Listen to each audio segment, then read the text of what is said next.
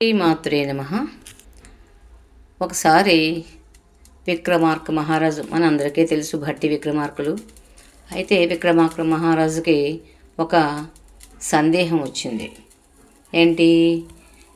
ఆయనకి ఒకరోజు రాత్రి తను జాతకం ఎప్పుడో రాసిన ఒక జాతకం కాగితం బయట పెడితే ఆయన దానికి చదివితే అతనికి ఒక ఆలోచన వచ్చింది. నేను పుట్టినరోజే ప్రపంచంలో అనేక మంది పుట్టి ఉంటారు కదా, కానీ వాళ్ళంతా రాజులు ఎందుకు కాలేదు, నేనే రాజును ఎందుకు అయ్యాను, ఇంత గొప్ప స్థానం నాకే ఎందుకు దక్కింది అని మర్నాడు వేద పండితుల సభా మండపానికి అందరినీ పిలిపించి పండితుల్ని తన ప్రశ్నని వాళ్ళని అడిగాడు. కానీ వాళ్ళు ఒక్కొక్క రోజు రాజా నీ ధర్మం అంతది, నీ న్యాయం అంది, మీ పూర్వజన్మ సుకృతం అని పండితులు ఏవో చెప్పాడు. కానీ రాజుకి తృప్తి ఇవ్వలేదు. అప్పుడు ఒక వృద్ధ పండితుడు, రాజా ఈ నగరానికి తూర్పున ఉన్న అడవిలో ఒక సన్యాసి ఉంటాడు, ఆయన్ని కలవండి, జవాబు దొరుకుతుంది అన్నాడు. రాజు వెంటనే ఆ అడవిలోకి వెళ్ళి ఆ సన్యాసి దగ్గరికి వెళ్ళాడు. ఆ సన్యాసి అప్పుడు ఒక బొగ్గు ముక్క తింటున్నాడు. అది చూసి ఆశ్చర్యపోయి తన ప్రశ్నని అడిగాడు. ఆయన అన్నాడు, ఇక్కడికి 4 మైళ్ళ దూరంలో ఇలాంటిదే మరొక గుడిసె ఉంది, అందులో ఒక సన్యాసి ఉన్నాడు, ఆయన్ని కలవండి అన్నాడు. రాజు కొంత పడి ఆ రెండవ సన్యాసి దగ్గరికి వెళ్ళాడు.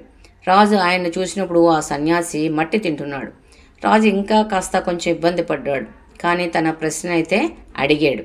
కానీ ఆ సన్యాసి రాజు మీద కోపంతో గట్టిగా అరిచి ఎక్కడి నుంచి వెళ్ళిపో అని కసురుకున్నాడు.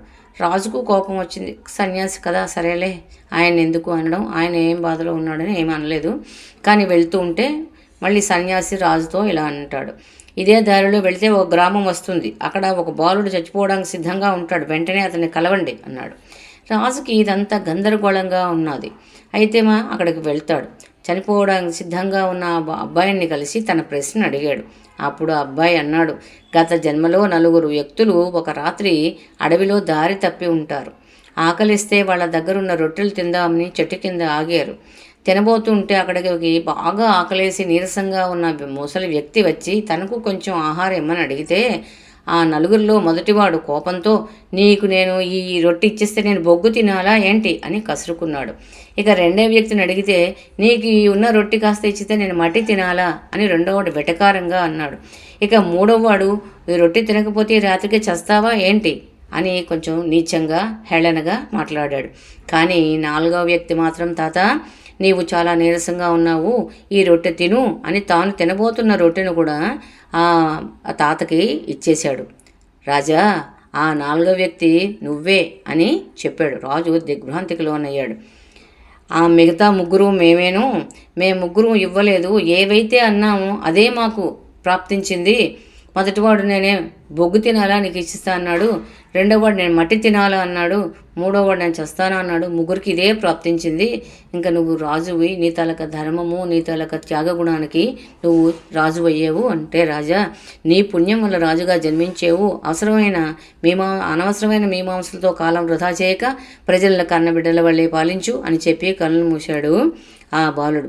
ఓ మంచి మాట దానం వంటిది, అందరికీ పంచండి, ప్రతిఫలంగా అది పుణ్యాన్ని అందిస్తుంది. కాబట్టి ఈ భగవంతుడిచ్చినది ఈ దేహానికి మనం దానము, ధర్మము, త్యాగము, దయ, ప్రేమ, కరుణ, భగవత్ తాలూక ప్రార్థన, భగవన్నామ స్మరణ, ఇలాంటి భగవత్ సేవలు ఇలాంటివి చెయ్యాలని భగవంతుడు మనకు ఇంత మంచి జన్మనిచ్చినందుకు ఈ జన్మని మనం సార్థక చేసుకోవాలని ఈ కథ ద్వారా మనందరికీ తెలుస్తుంది. కాబట్టి ఇది నచ్చినట్లయితే మీకు లైక్ చేయండి, షేర్ చేయండి, మీ వాల్యుబుల్ కామెంట్స్ చేయండి, కొత్త వాళ్ళు వింటే సబ్స్క్రైబ్ చేయండి. జై శ్రీకృష్ణ, హరే శ్రీకృష్ణ, హరే శ్రీకృష్ణ.